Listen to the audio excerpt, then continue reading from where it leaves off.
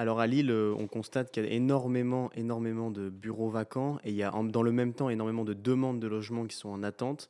Ça se compte en milliers. Quelles sont les propositions des communistes pour garantir le droit au logement pour toutes et tous à Lille?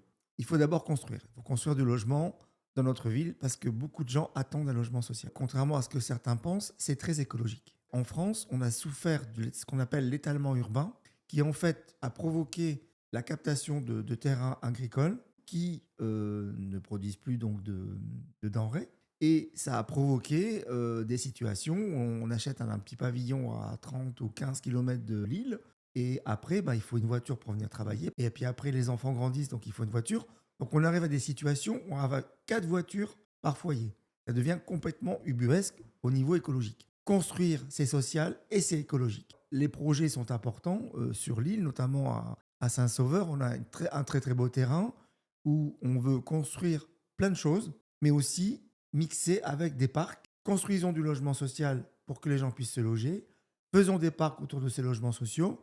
On aura une piscine, on aura des gymnases. Je pense que c'est important de dire que ce projet-là, ces projets de construction, on va évidemment y répondre. Ce qu'il faudrait aussi, c'est peut-être lancer un grand plan de rénovation de l'habitat, parce qu'il y a quand même énormément d'habitats vétustes, des logements vétustes. Donc il faudrait lancer ce grand plan avec des normes environnementales assez élevées pour permettre à tous justement d'avoir un logement digne.